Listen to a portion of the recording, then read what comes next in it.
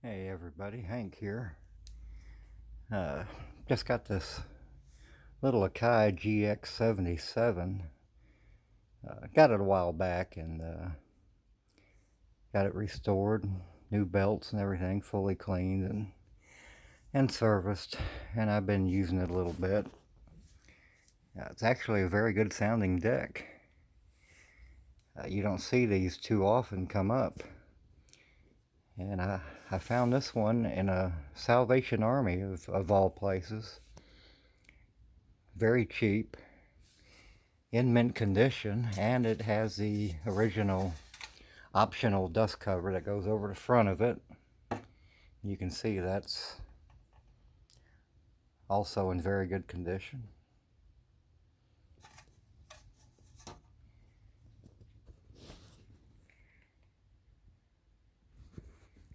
Let me play it a little bit here.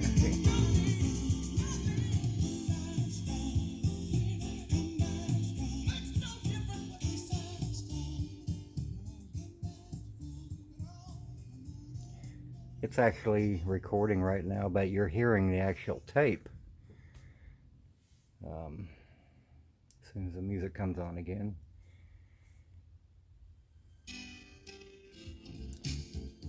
I think that tape, it's a very old tape, but it's still a good tape.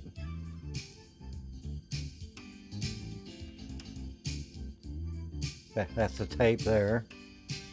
That's the source.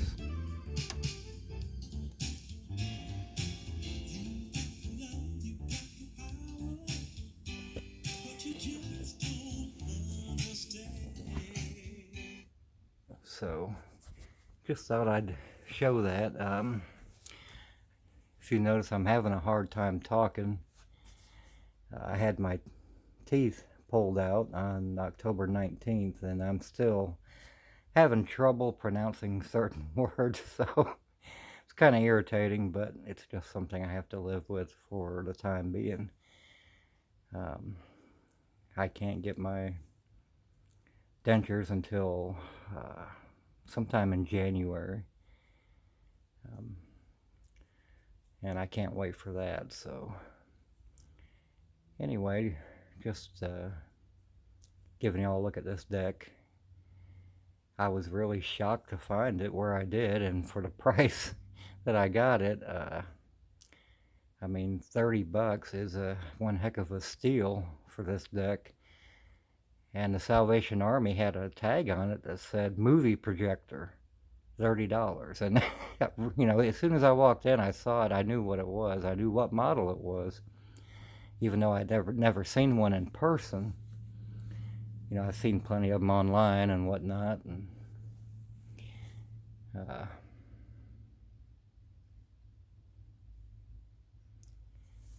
so naturally, I grabbed it, and it came with the owner's manual and the dust cover and some paperwork that shows it was bought new in 1983, I believe it was.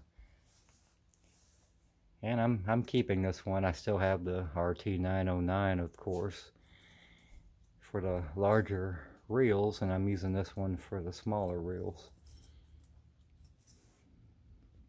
Of course, there's the CTF 1250, of course. And one of Pioneer's first CD players from 1984. The date of manufacture is December of 83. So here before long, it'll be 40 years old. It's working perfect still.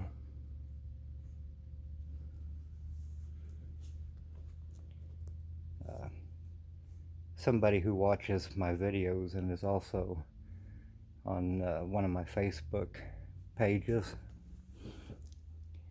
asked me how come I never talk about, you know, who I am, where I'm from, and all that stuff. And I just don't say a whole lot about certain things. And he asked me why I turned the comments off in some of my videos, and like I told him, it's a lot of hateful people out there, you know, people that just go around and trash everybody's speakers and equipment and whatnot. And I don't need anybody to tell me that my speakers aren't the best. I know that. but it's what I've got, and I'm happy with it. I've been very lucky in getting a lot of this equipment for free. I just had to restore it. Got this Sansui G5700. It's a good receiver, and this PL630 turntable.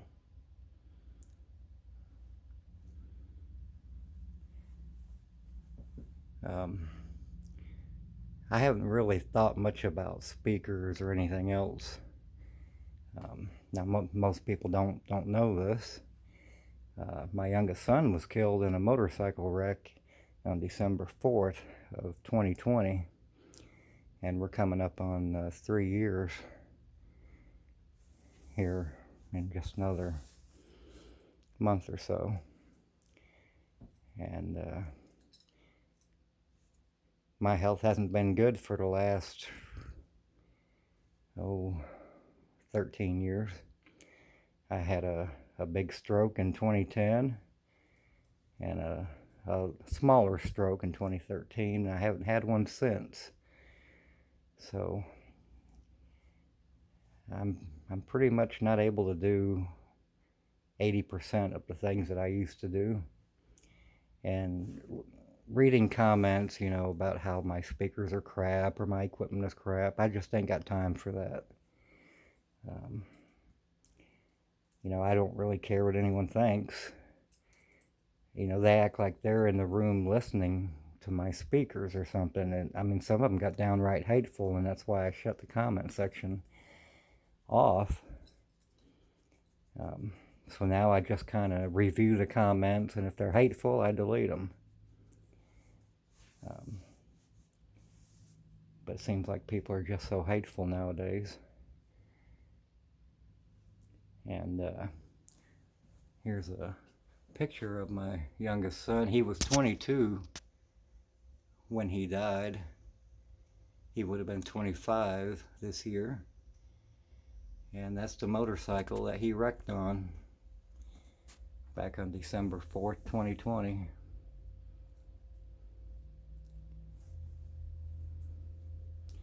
So I'm really not all that concerned about what people think of my speakers or my equipment. I mean, come on.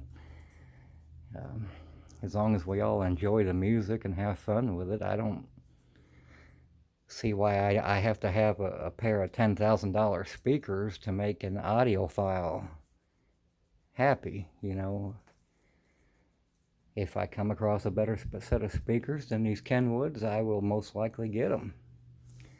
But money's tight, and I don't get all that much per month, so I'm grateful for whatever people do give me. And a lady gave me these speakers because her husband died back in 2019, and they sound good. Yes, they're kabuki speakers, as one guy told me. Yes, they don't give the great detail, as another one told me. I needed to throw them out. They're no good, I just don't have time to argue with people, and I don't want to argue with anyone, But anyway, that's just a little bit about me. I don't go into a lot of detail when it comes to me, or I try not to anyway. But I just thought I'd show you this little AKAI that I've had for a little while.